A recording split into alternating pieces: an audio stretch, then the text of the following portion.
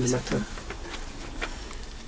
Parce que moi aussi, je me lève très tôt et j'écoute la radio grands ondes anglais et ils donnent la météo pour les marins.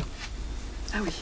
Donc, il faut le savoir. Donc, le texte, en fait, ça commence avec ça. Et en fait, il y a des zones maritimes. Ah oui, quand on annonce les météos marines. Voilà, et c'est Dogger, Viking, Fisher, German White. Oui. Oui, en français. Est-ce que c'est pareil en français? Dogger, oui. German Fisher? Oui, il y a des mots, ils ont gardé des mots en anglais.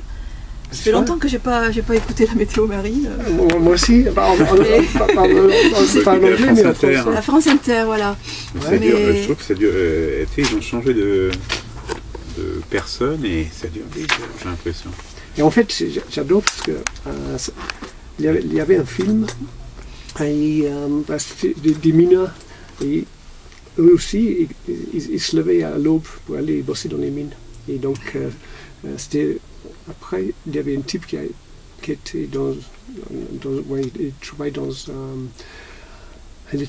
je pense qu'il était prof dans un collège, dans une zone mineure. Oui. Mineur, pas mineur, mais... Oui, les mineurs, la mine. Des mineurs pour la mine.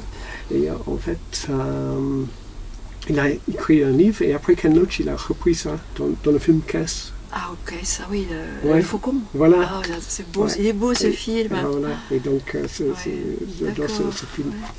Donc... c'est la pièce de théâtre. Oui. En fait, ça s'appelle Au bout de la nuit, c'est toujours Au bout de la nuit, un monologue, une pièce pour radio en 2 actes. D'accord. Mais il faut que je... Ah voilà, oui, c'est ça. Donc... Je lis quoi, 2 pages. Ouais. Petit extrait. Mais je vais essayer de changer de voix. Tu veux une autre deuxième voix?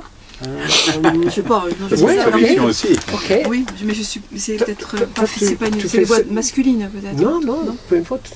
Tu commences là et voilà, là. Par contre, après, alors là, j'ai pas du tout le texte. J'improvise. Ouais, cool. On essaie. Ouais. C'est moi? Non, c'est toi. Non, ça serait moi. Toi? Tu me fais un petit signe quand je redémarre. Ouais, tu commences là. Ou les mots en anglais, par contre. J'arrête là. Je les évite. Et moi, je commence là. D'accord. J'arrête.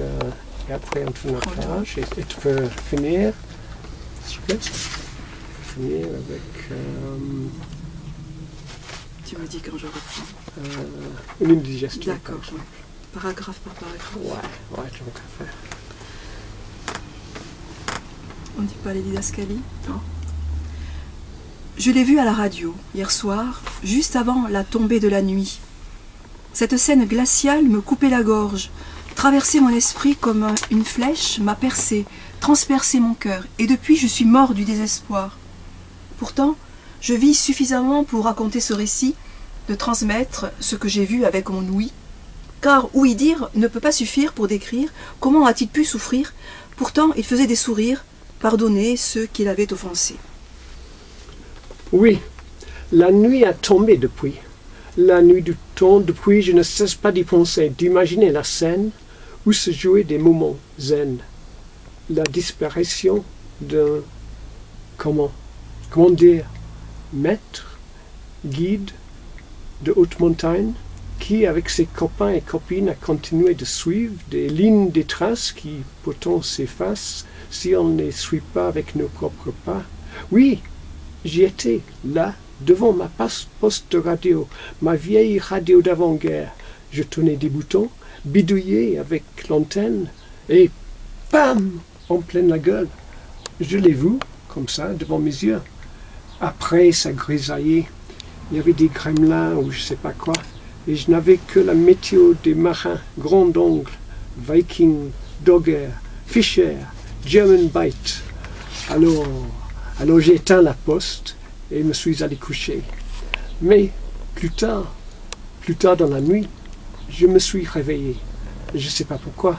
J'ai dû entendre quelque chose, un bruit. Et je me suis levé et ensuite je n'arrivais plus à m'endormir. Alors j'ai allumé la poste, la vieille radio que j'ai sous le lit, plein de poussière et tout. Et bam, à côté de moi, cette fois-ci, en train de marcher, je ne sais pas où, ni pourquoi. Mais oui, c'était bien lui. Bouche bée, j'étais. Scotché, rien à dire. Mais rien, quoi. Quand tu as vu un truc comme ça en pleine nuit, alors tu ne crois pas tes yeux. Tu dis, je rêve, tu retournes au lit. Mais j'y étais déjà. Je dormais comme une marmotte, et tout d'un coup, bam, en pleine nuit. Ben, c'est peut-être à cause de mon alimentation. Faut que je le surveille.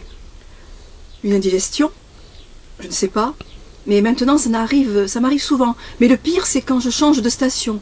Des fois, je vois Ulysse. Bah oui, lui aussi, dans son bateau, ligoté au mât, avec ses oreilles bouchées de cire, ou dans la caverne avec le cyclope, en train de pleurer la perte de son œil.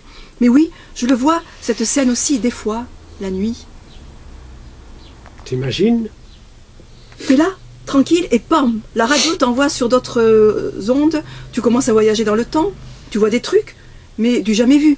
Et en plus, c'est gratuit la nuit. Et toute une panoplie de films passe silencieusement. T'ajoutes des voix, voilà, tes personnages parlent, ces imposteurs qui arrivent sans tambour ni trompette pour te faire la fête dans ta tête, la nuit. Continuez, hein, moi. Ouais, c'est super. Merci. Ah, moi j'adore relire à haute voix. Alors. Moi aussi, c'est. Non, mais Mais ça se faisait c'est bien. assez pratique, quoi, avec mes élèves, quoi. Ouais.